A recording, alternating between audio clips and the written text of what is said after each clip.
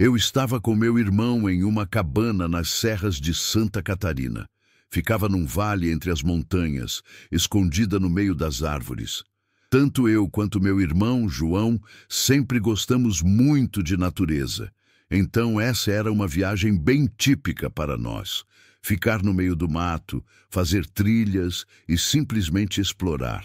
Por causa da viagem longa de carro, passamos o primeiro dia mais tranquilos, ficando pela cabana e aproveitando a paisagem sem nos afastarmos muito.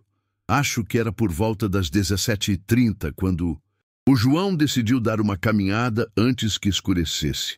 Eu não prestei muita atenção, só olhei para ele saindo e disse: "Beleza." Ele não levou mochila nem nada, então eu sabia que seria algo rápido. Eu me deitei de novo e relaxei no sofá perto da lareira. Estava quase dormindo, exausto por ter dirigido a maior parte do caminho mais cedo, mas a cabana foi ficando cada vez mais escura enquanto o sol se punha atrás das montanhas. Só quando a única luz era a da lareira é que percebi que o João ainda não tinha voltado e, obviamente, já estava escuro demais para continuar andando por aí sem equipamento. Pulei do sofá, peguei minha mochila de ataque com uma lanterna de cabeça e uma normal e saí para ver se ele estava bem. Meu primeiro pensamento foi que estávamos em uma área com bichos perigosos, como onças. Então, fiquei bem nervoso com a possibilidade do João ter encontrado uma. No entanto, conforme eu entrava mais na mata pela trilha, meu nervosismo mudou para uma possibilidade diferente. Eu não parava de ter uma sensação ruim, me fazendo olhar para trás várias vezes, como se esperasse que alguém estivesse ali. Nunca vi nada, porém. Em apenas 10 minutos de trilha, vi o João vindo na minha direção. Ele parecia tenso e, embora não estivesse correndo desesperadamente, ele andava bem rápido, como se estivesse tentando fugir de algo. Nós dois começamos a falar ao mesmo tempo. Eu tentava perguntar o que estava acontecendo e ele tentava me dizer para voltar e ir para a cabana. No fim, nós dois apenas começamos a andar rápido de volta, e ao entrarmos, ele me contou que viu alguém o observando do meio das árvores. Ele disse que o cara parecia muito estranho, e enquanto ele continuava na trilha, o homem parecia estar o perseguindo. João pensou que se ele simplesmente voltasse para a cabana durante o dia, o cara poderia tê-lo seguido. Então, ele esperou escurecer. João, provavelmente por ser o irmão mais velho, me garantiu que não devia ser nada e que ele só estava sendo precavido. Eu confiei nele e tentei não me preocupar. O cara que ele viu provavelmente também tinha uma cabana por perto, ou estava fazendo uma trilha.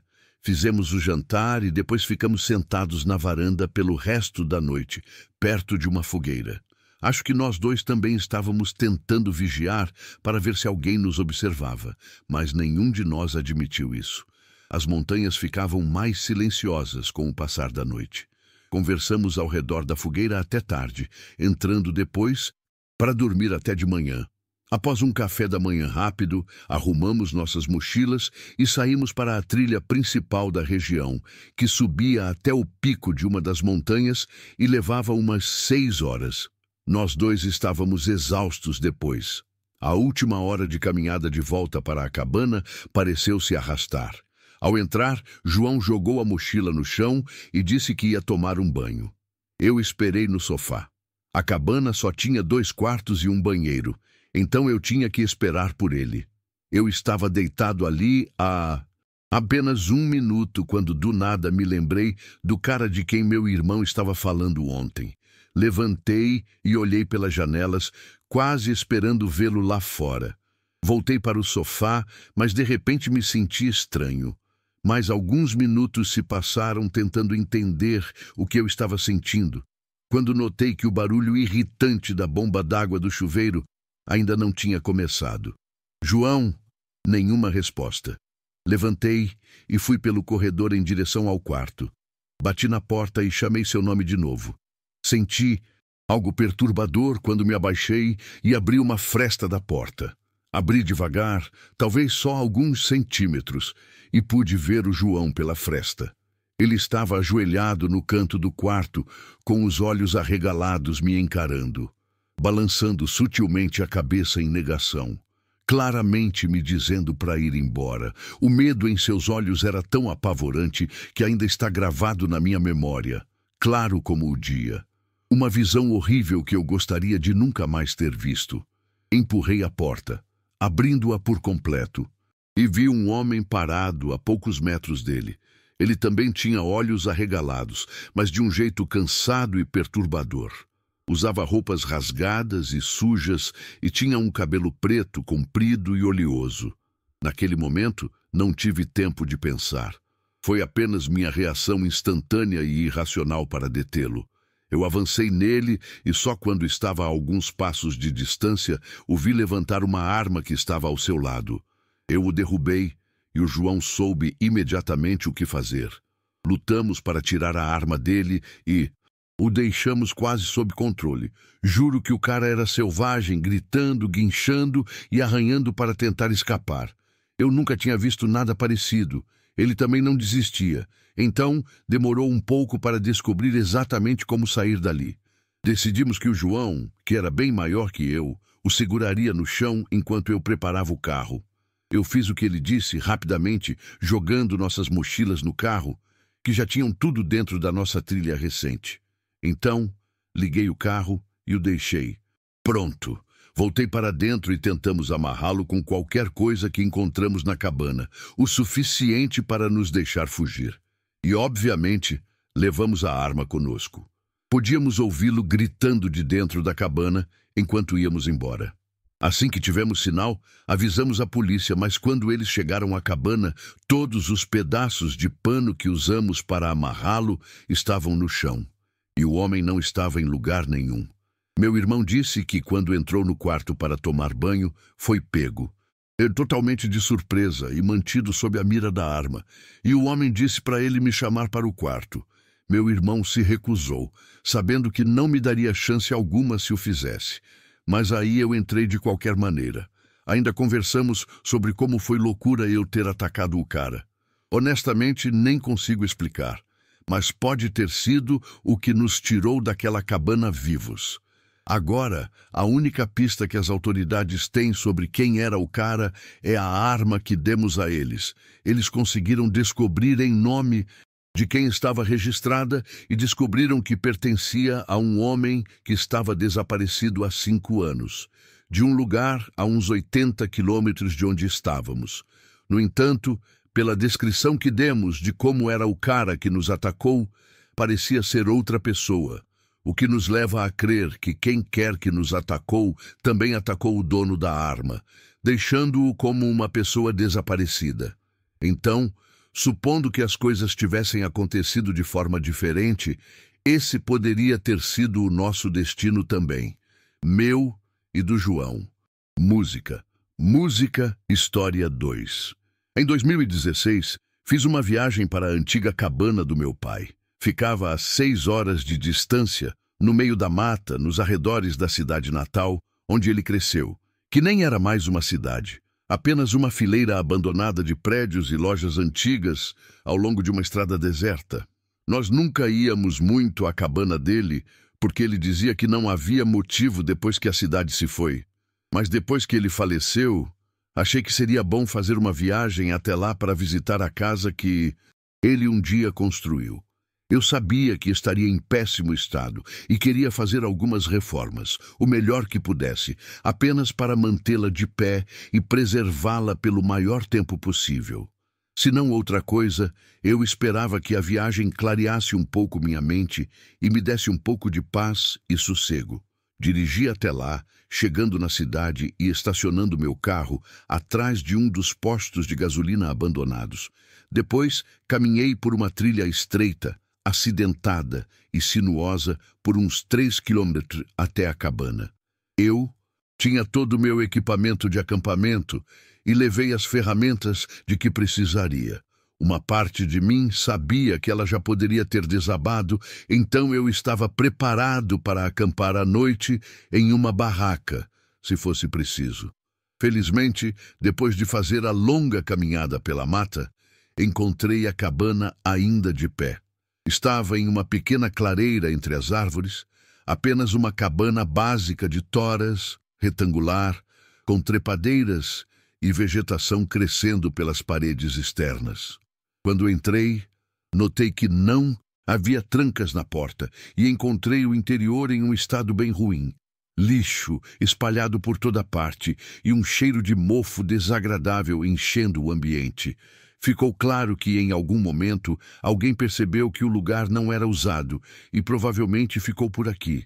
Talvez por um tempo, embora não parecesse recente. Nenhum sinal de algo ali há alguns anos. Movi o que pude para o canto da sala, criando um espaço plano para colocar minhas coisas. E com o sol já se pondo, desenrolei meu saco de dormir e me acomodei. Devo mencionar que, embora eu não tenha ouvido ou visto nada naquela noite, não consegui dormir por mais de 30 minutos seguidos antes de acordar com uma sensação estranha e perturbadora. Foi uma noite realmente ruim. Levantei ao nascer do sol, grogue e me perguntando se toda essa viagem foi um erro. Usei meu pequeno fogareiro de acampamento para fazer um café e depois dei uma caminhada pela mata para clarear a cabeça. Ainda estava meio escuro, o sol mal espiando por entre as árvores. Um pouco mais adiante, encontrei um mirante, uma espécie de colina de onde eu podia ver acima da linha das árvores. Pensei que seria um ótimo lugar para ver o nascer do sol, mas encontrei outra coisa. Eu podia ver a cidade abandonada lá de cima. Estava muito longe, mas havia uma luz.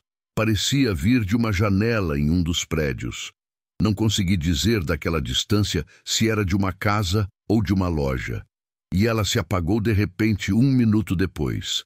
Isso me deixou um pouco preocupado com um carro, mas principalmente fiquei surpreso por haver mais alguém por aqui. Provavelmente eram apenas alguns exploradores urbanos visitando a cidade e nada para se preocupar, embora fosse uma coincidência muito grande. Sentei na colina por 1 hora, observando o sol nascer, depois voltei pela mata para começar a trabalhar na cabana. A primeira coisa foi selar novamente e limpar o lado de fora. Devo dizer, no entanto, que o tempo todo em que estive trabalhando lá fora, continuei tendo aquela sensação a que tive durante a noite. Toda vez que eu olhava de volta para a mata, essa sensação sinistra pairava sobre mim. Demorei um pouco para realmente entender o que eu sentia, mas finalmente consegui entender o que acho que era. Eu sentia que não estava sozinho. Continuei trabalhando, mas constantemente olhava por cima do ombro. A possibilidade de haver mais alguém aqui era genuinamente impossível. Na cidade abandonada, tudo bem, mas aqui, num matagal aleatório com nada além de uma cabana, em decomposição, pensei que devia estar tenso por razões que estavam além da minha compreensão. Quando o sol estava se pondo, entrei, testando o velho fogão a lenha. Essas coisas parecem ser eternas, pois ele acendeu sem problemas e aqueceu a cabana. Sentei-me perto dele e apenas observei as chamas, ouvindo-as estalar enquanto pensava em tudo.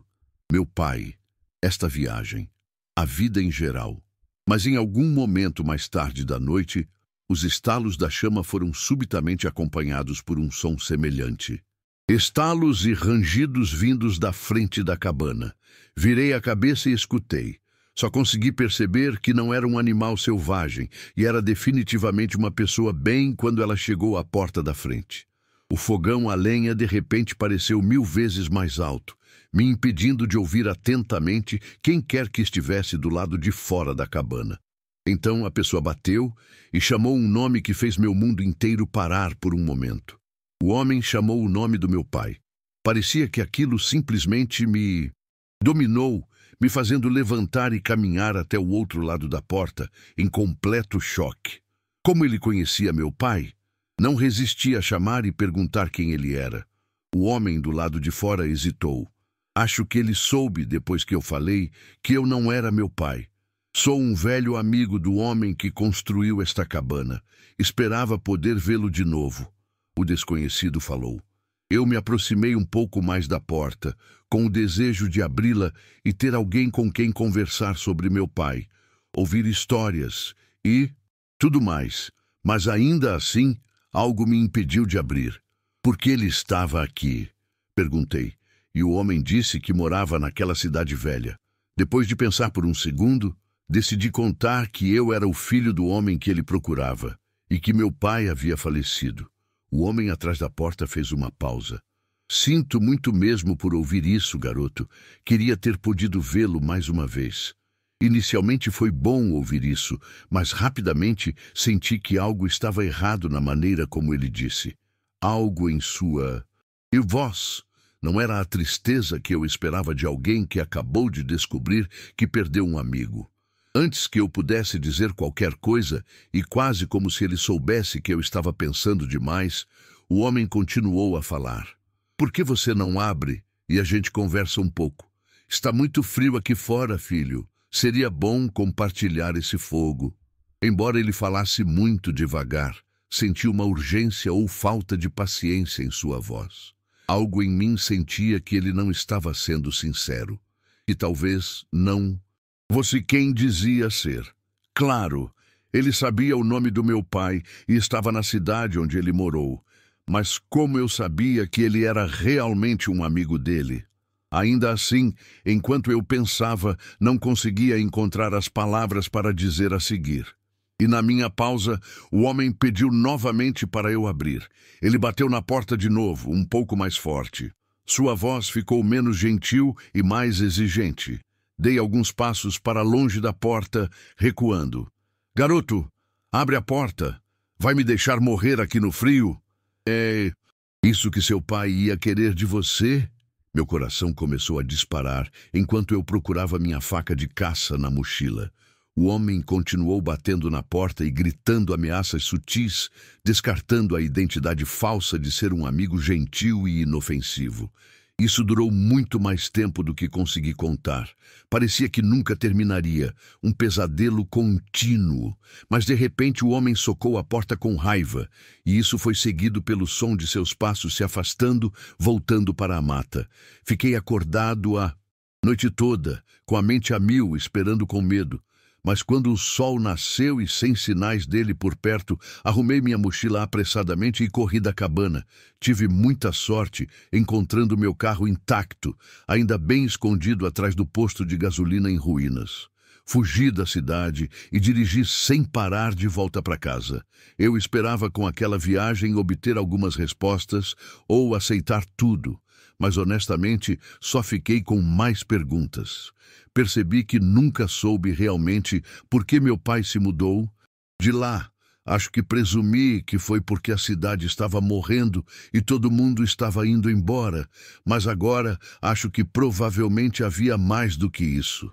E talvez houvesse outras razões pelas quais ele nunca me levou de volta à sua cabana. Não sei por que aquele homem ainda estava por lá, ou o que ele realmente queria de mim, ou como ele sequer conhecia meu pai, mas algo me diz que ele não tinha boas intenções naquela noite. Se eu tivesse deixado minhas emoções me dominarem e aberto a porta para convidá-lo a entrar, eu sinceramente não acho que teria saído daquela cidade. História 3. Isso foi há um tempo, em 2014, quando eu estava dando um tempo da faculdade para viajar pelo Brasil de carro. Quando cheguei na região sudeste, meu primo me ofereceu para ficar em seu chalé ao sul da Serra da Mantiqueira. Eu aceitei a oferta, sabendo que seria bom ter um lugar de verdade para ficar e fazer uma pausa por alguns dias. O chalé era ótimo também. Honestamente, parecia muito mais veraneio. Uma casa definitivamente um chalé mais moderno do que as pequenas cabanas de toras que você geralmente encontra no meio da floresta. Fiquei sinceramente surpreso, depois de vê-lo, que meu primo me deixou ficar lá de graça. Comecei a tirar um monte de coisas do meu carro para dentro do chalé antes de voltar para pegar o que faltava. E notei alguém me observando. Estava na linha das árvores, parado longe do caminho, e sem nada além de mim e da casa à sua vista. Ele tinha que estar olhando para Mim. Talvez não estivesse tentando ser assustador, no entanto, e eu não conhecia a área. Pelo que eu sabia, poderia haver chalés e casas por todo lado, logo depois das árvores e fora de vista. Peguei o resto das coisas, tranquei meu carro, levei para dentro e vi que o homem ainda estava lá fora, de frente para o chalé, quando fechei a porta. Mandei uma mensagem para meu primo avisando que tinha chegado bem e estava tudo certo, mas também que havia alguém lá fora me observando. Apenas perguntei se ele sabia quem poderia ser.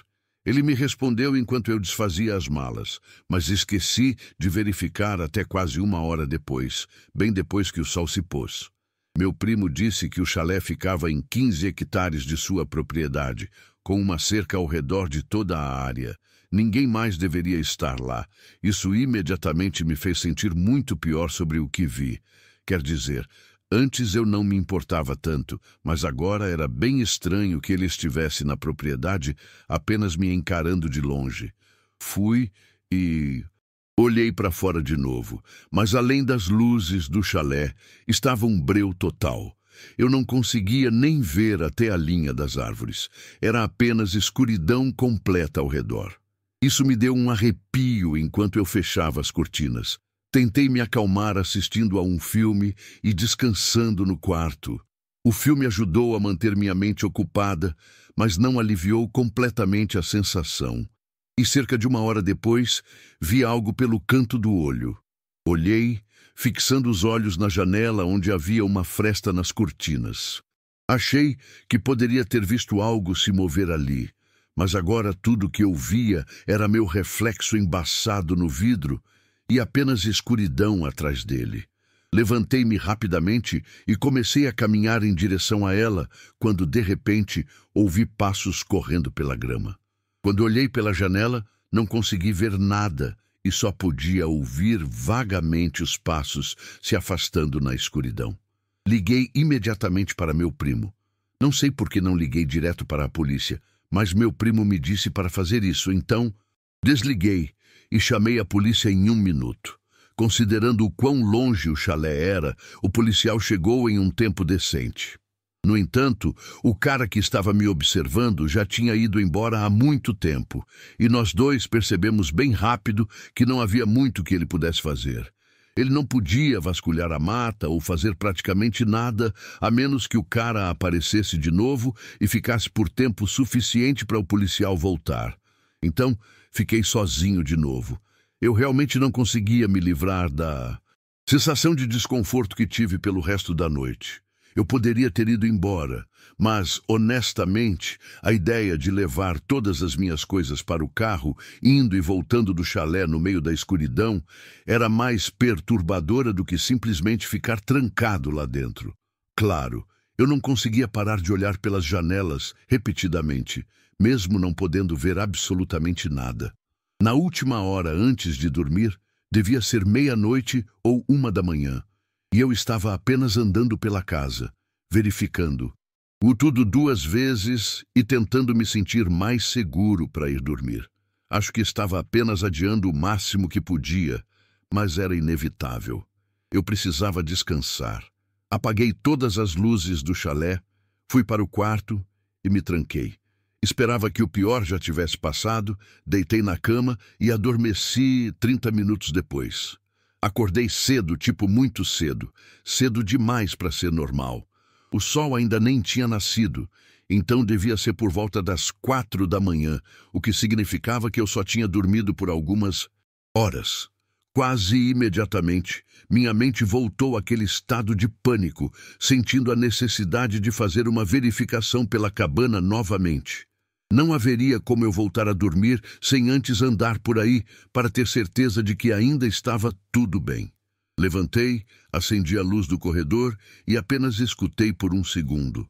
Não ouvi nada além do vento forte batendo nas finas janelas por todo o chalé.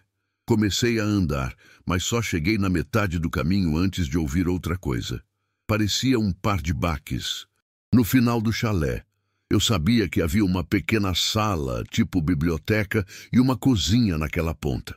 Cheguei um pouco mais perto e, com as luzes do corredor, pude ver a sombra de algo se movendo perto do final. Gelei, querendo não acreditar na situação em que eu estava. Mas a sombra, de repente, parou de se mover. Houve alguns segundos de silêncio. Então ela começou a se mover lentamente de novo, antes que uma figura aparecesse no final do corredor. Apenas pela silhueta da figura, eu sabia que era o mesmo cara que estava me observando, aquele que vi no meio das árvores. Eu me virei e me tranquei de volta no quarto. O silêncio que se seguiu foi ensurdecedor. Pensei que ele me perseguiria, tentaria me atacar ou até arrombar a porta, mas ficou tudo em silêncio. Eu podia ouvir meu coração batendo forte. Então, alguns passos lentos desceram o corredor até o outro lado da porta, e o homem simplesmente ficou parado ali. Apertei meu celular na mão, querendo pedir ajuda, mas pensando que ele poderia me ouvir e decidir acelerar o processo do que quer que ele tivesse planejado. Então, em vez disso, tomei a decisão impulsiva de pegar minhas chaves, abrir a janela e correr para o meu carro. Entrei e acelerei para longe do chalé. Quando tudo acabou, a polícia chegou e não encontrou ninguém. O homem havia entrado por uma janela na extremidade que tinha uma fechadura quebrada. Se ele a quebrou ou se já estava assim, não foi determinado. Mas a polícia também encontrou a porta do quarto aberta. A fechadura era daquelas travas de pino simples que se aperta. Independentemente disso, isso significava que o homem estava preparado para abrir a porta e faria isso a qualquer minuto. Então, se eu tivesse tentado ficar lá e esperar pela polícia, não teria saído tão facilmente. O que é realmente estranho é que ele estava lá desde o momento em que cheguei ao chalé, o que provavelmente significa que ele estava observando o lugar há um tempo, talvez esperando por mim ou por alguém chegar. O que ele realmente pretendia, felizmente, eu não precisei descobrir.